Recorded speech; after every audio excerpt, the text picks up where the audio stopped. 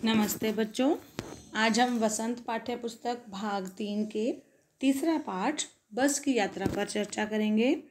इसमें बस की यात्रा कैसी रही लेखक की उसको उजागर किया गया एक कहानी के माध्यम से। आइए देखते हैं।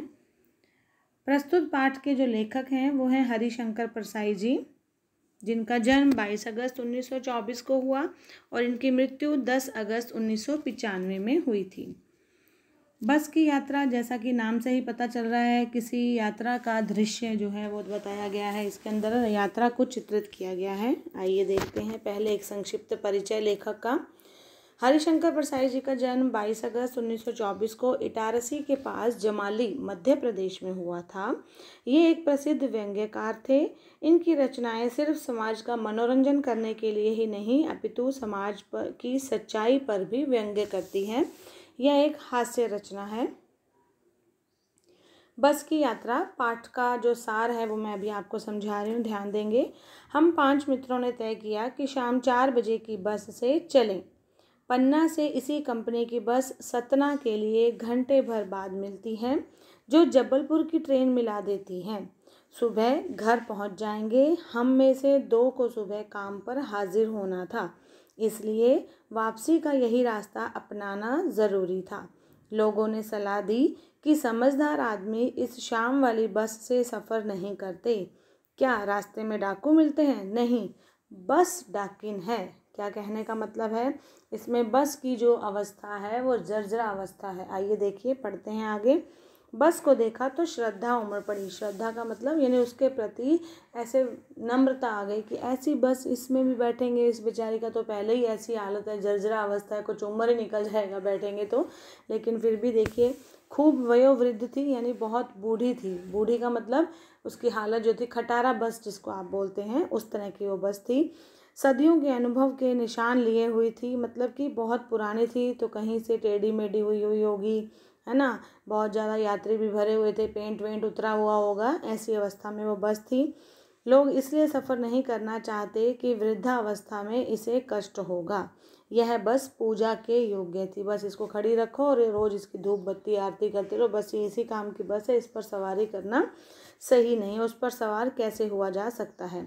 बस कंपनी के एक हिस्सेदार भी उसी बस से जा रहे थे। हिस्सेदार मतलब जैसे बस जो होती है, वो जो बस है जिसकी ये बात कर रहे हैं, ये 2-3 लोगों के साथ में इनके आपस में मिलजुल के लिए हुई चला रहे होंगे ये बस। तो हिस्सेदार का मतलब उसका पार्टनर, है ना, पार्टनरशिप में ये काम हुआ होगा, तो उसलिए उस बस के बारे में ये बात हो रही है।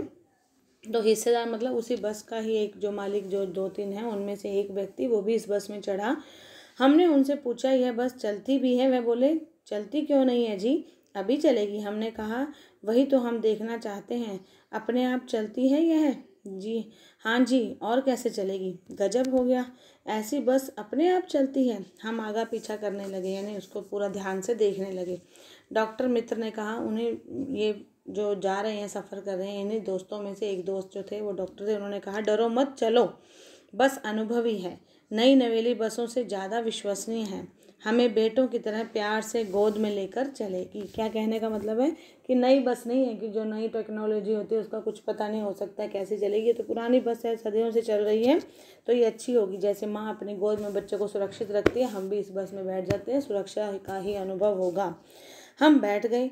जो छोड़ने आए थे हमारे बाकी दोस्त, वो हमें इस तरह देख रहे थे जैसे अंतिम विदा दे रहे हों। क्यों? क्योंकि उनको देखकर उनके जो हाव भाव थे, ऐसा लग रहा था कि दोबारा कभी हमारा उनसे मिलना नहीं होगा। ऐसी बस में हम चढ़े हैं। उनकी आंखें कह रही थी, आना जाना तो लगा ही रहता है, आया है सो जाएगा, राजा रंक फकीर। आदमी को कूच करने के लिए एक निमित्त चाहिए। कूच मतलब प्रस्थान करने के लिए, एक जगह से दूसरी जगह जाने के लिए कोई ना कोई कारण तो चाहिए। निमित्त का मतलब कारण। इंजन सचमुच स्टार्ट हो गया। ऐसे लगा जैसे सारी बस ही इंजन है और हम इंजन के भीतर बैठे हुए हैं। इंजन स्टार्ट होने पर, जैसे इंजन तो वाइब्रेट करता है, इंजन तो ऐसे हिलता है, कांपता है ना, जब बस स्टार्ट होती है इंजन तो हिलता है, लेकिन ये इंजन के साथ साथ पूरी बस में वो वाइब्रेशंस आ गई थी। तो ऐसा लग रहा था जैसे हम सभी इंजन के ऊपर बैठे हैं। ठीक है। कांच बहुत कम बचे थे। कांच का मतलब खिड़की में जो कांच लगे हुए थे बस की खिड़कियों में, वो आधे से ज़्यादा टूटे हुए थे, कम लगे हुए थे। जो बचे थे उनसे हमें बचना था। क्यों? जो बचे हुए थे कोई क्रैक्स था या कुछ था, तो ऐसे उनसे भी हमें अपने आप को बचा के रखना था, कहीं चुभ नहीं जाए, प्रॉब्लम नहीं हो जाए। हम फ़ौरन खिड़की से दूर सरक गए। इंजन चल रहा था, हमें लग रहा था हमारी सीट के नीचे इंजन है। बस की हालत इतनी खस्ता थी कि सीट पर बैठा हुआ भी ऐसा महसूस हो रहा था कि हम इंजन के ऊपर बैठे हुए हैं। बस सचमुच चल पड़ी और हमें लगा कि यह गांधी जी के असहयोग और सविनय अवज्ञा आंदोलनों के वक्त अवश्य जवान रही होगी। यानी जब गांधी जी थे, तब जब उन्होंने ये आंदोलन किए थे, तब ये बस जो है तब नहीं होगी, तब ये यूज़ होती होगी और वही बस आज तक चल रही है। हमें ऐसा महसूस हो रहा था। उसे ट्रेनिंग मिल चुकी थी, हर हिस्सा दूसरे से असहयोग कर रहा था। पूरी बस सविनय अवज्ञा आंदोलन के दौर से गुजर रही थी। सीट का बॉडी से असहयोग चल रहा था। कभी लगता सीट बॉडी को छोड़कर आगे निकल गई है, कभी लगता सीट को छोड़कर बॉडी आगे भागी जा रही है। 8-10 मील चलने पर सारे भेदभाव मिट गए। समझ नहीं आता था कि सीट पर हम बैठे हैं या सीट हम पर बैठी है। वो जो सीटें थी बस की, वो भी फिक्स नहीं थी, कहने का मतलब बार बार हिल रही थी। तो सीट चलती चलती बस में यूँ आगे खिसक जाती थी, तो हमें लगता था हम अभी गिरे, ऐसा उनको आभास हो रहा था। एकाएक बस रुकी। एकाएक मतलब अचानक बस रुकी। मालूम हुआ, पता चला कि पेट्रोल की टंकी में छेद हो गया है। ड्राइवर ने बाल्टी में पेट्रोल निकालकर उसमें रखा और नली डालकर इंजन में भेजने लगा। देखिए बस रुक गई है, क्या क्या कर रहे हैं ड्राइवर साहब। अब मैं उम्मीद कर रहा था कि थोड़ी देर बाद बस कंपनी के हिस्सेदार इंजन को निकालकर गोद में रख लेंगे और उसे नली से पेट्रोल पिलाएंगे, जैसे माँ बच्चे के मुँह में दूध की शीशी लगाती है। बस की रफ्तार अब 15 से 20 मील हो गई थी। मुझे उसके किसी हिस्से पर भरोसा नहीं था। ब्रेक फेल हो सकता है, स्टीयरिंग टूट सकता है। प्रकृति के दृश्य बहुत लुभावने थे। दोनों तरफ हरे भरे पेड़ थे जिन पर पक्षी बैठे थे। मैं हर पेड़ को अपना दुश्मन समझ रहा था। जो भी पेड़ आता है मुझे लगता कि इससे बस टकराएगी, इसलिए वो उसे दुश्मन लग रहे थे। वह निकल जाता तो दूसरे पेड़ का इंतजार करता। झील दिखती तो सोचता कि इसमें बस गोता लगा जाएगी। गोता मतलब डुबकी लगाएगी, बस इस झील में गिर सकती है। एकाएक फिर बस रुकी। ड्राइवर ने तरह तरह तरकीबें की पर वह नहीं चली। सविनय आज्ञा आंदोलन शुरू हो गया था। कंपनी के हिस्सेदार कह रहे थे, बस तो फर्स्ट क्लास है जी, यह तो इत्तेफाक की बात है। वो तो बार बार तारीफ कर रहा था, बस तो बहुत हमारी अच्छी चलती है। ये तो कोई आज कोई ऐसा बाई चांस ऐसा हो रहा है जो बस में खराबियाँ आ रही हैं, नहीं तो बस हमारी बिल्कुल अच्छी है। क्षीण चांदनी में वृक्षों की छाया के नीचे वह बस बड़ी दयनीय लग रही थी। ऐसा लगता था जैसे कोई वृद्धा थक कर बैठ गई हो। हमें ग्लानि हो रही थी कि बेचारी पर लदकर हम चले आ रहे हैं। अगर इसका प्राणांत हो गया, प्राणांत अर्थात प्राणों का अंत हो जाना, यानी मृत हो गई, मर गई, तो इसका बियाबान में हमें इसकी अंत्येष्टि करनी पड़ेगी। अंत्येष्टि मतलब हमें इसका अंतिम संस्कार करना पड़ेगा अगर ये यहीं पर मर जाती है, ख़त्म हो जाती है तो। हिस्सेदार साहब ने इंजन खोला और कुछ सुधारा। बस आगे चली। उसकी चाल और कम हो गई थी। धीरे धीरे वृद्धा की आंखों की ज्योति जाने लगी, अर्थात जो लाइट्स लगी थी बस के आगे, हेडलाइट, वो भी धीरे धीरे बुझने लग गई थी। चांदनी में रास्ता टटोल कर वह रेंग रही थी। चांदनी रात थी तो जो चंद्रमा की रोशनी थी या आसपास की जो कोई रोशनी थी, उसी के सहारे बस जो थी वो चले जा रही थी। आगे या पीछे से कोई गाड़ी आती दिखती तो वह एकदम किनारे खड़ी हो जाती और कहती, निकल जाओ बेटी, अपनी तो वह उम्र ही नहीं रही। तो वो दूसरी गाड़ियों को ऐसा प्रतीत हो रही थी, साइड में रुक जाती थी। ऐसा प्रतीत हो रहा था जैसे वो कह रही हो वृद्धा बस कि भाई तुम लोग निकल जाओ, मैं तो साइड में खड़ी हूँ, मेरी अब उम्र नहीं है कि जो मैं तुम्हें क्रॉस करूँ, मैं साइड में खड़ी हूँ, तुम लोग निकल जाओ, कहने का भाव ये है। एक पुलिया के ऊपर पहुँचते ही थे कि टायर फिस करके बैठ गया। वह बहुत शोर से हिलकर थम गई। अगर स्पीड में होती तो उछलकर नाले में गिर जाती। अब टायर पंचर हो गया। मैंने उस कंपनी के हिस्सेदार की तरफ पहली बार श्रद्धा भाव से देखा। वह टायरों की हालत जानते हैं, फिर भी जान हथेली पर लेकर इस बस से सफ़र कर रहे हैं। उत्सर्ग की ऐसी भावना दुर्लभ है। सोचा, इस आदमी के साहस और बलिदान भावना का सही उपयोग नहीं हो रहा है।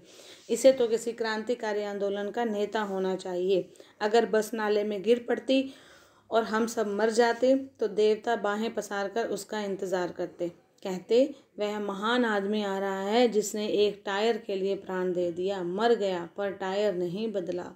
क्या कहने का मतलब है, बस की हालत इतनी जर्जरा अवस्था में है, फिर भी जो वो बस का जो मालिक है, हिस्सेदार है, वो उसे उसी कंडीशन में चला रहा है। उसे मालूम है टायरों की स्थिति क्या है, इंजन की स्थिति क्या है, पेट्रोल की टंकी की स्थिति क्या है, फिर भी वह उस बस को खींचे चले जा रहा है। दूसरा घिसा टायर लगाकर बस फिर चल पड़ी। अब हमने वक्त पर पन्ना पहुंचने की उम्मीद छोड़ दी थी। पन्ना कभी भी पहुंचने पर उम्मीद छोड़ दी थी। पन्ना क्या, कहीं भी कभी भी पहुंचने की उम्मीद छोड़ दी। लगता था जिंदगी बस इसी बस में गुजारनी है और इससे धीरे सीधे उसे उस लोक में प्रयाण कर जाना है। इस पृथ्वी पर उसकी कोई मंजिल नहीं है। हमारी बेताबी, तनाव खत्म हो गया था। हम बड़े इत्मीनान से घर की तरह बैठ गए। चिंता जाती रही, हंसी मजाक चालू हो गया। कहने का अर्थात क्या है कि बस की यात्रा जो थी इस तरह से जोखिम भरी यात्रा थी, जिसमें जगह बार बार प्राणों को आघात लगने का यानी प्राणांत होने का आभास हो रहा था।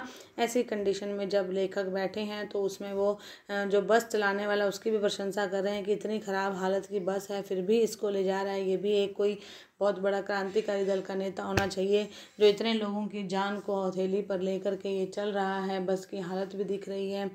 ये सब होते करते बस की इतनी सारी विपरीत विकट परिस्थितियों के होते हुए भी लेखक ने मन महसूस कर कह दिया कि अब तो लगता है कि इस बस में बैठे हैं, अब तो हम दूसरे लोग ही पहुंचेंगे। उसने सारी चिंताएं छोड़ दी और बस में हो रहे हंसी मजाक ठठाकों में अपने आप को लगा दिया और अपने आप को निश्चिंत कर लिया। ये थी हमारी बस की यात्रा चैप्टर, जिसको मैंने आपको संक्षिप्त रूप में समझाया। अब इसमें कुछ शब्दार्थ हैं जो कि आपको स्लाइड में नज़र आ रहे हैं। इन शब्दार्थ को आपको कॉपी में लिखना है। वयोवृद्ध, आयु से बूढ़े, विश्वसनीय, भरोसा करने लायक, निमित्त, बहाना, सविनय, विनयपूर्वक, अवज्ञा, आज्ञा ना मानकर, इत्तेफाक, संयोग, अंत्येष्टि, अंतिम संस्कार, उत्सर्ग मैंने बलिदान। Thank you for watching. नमस्ते। आज के लिए इतना ही, फिर नए लेसन के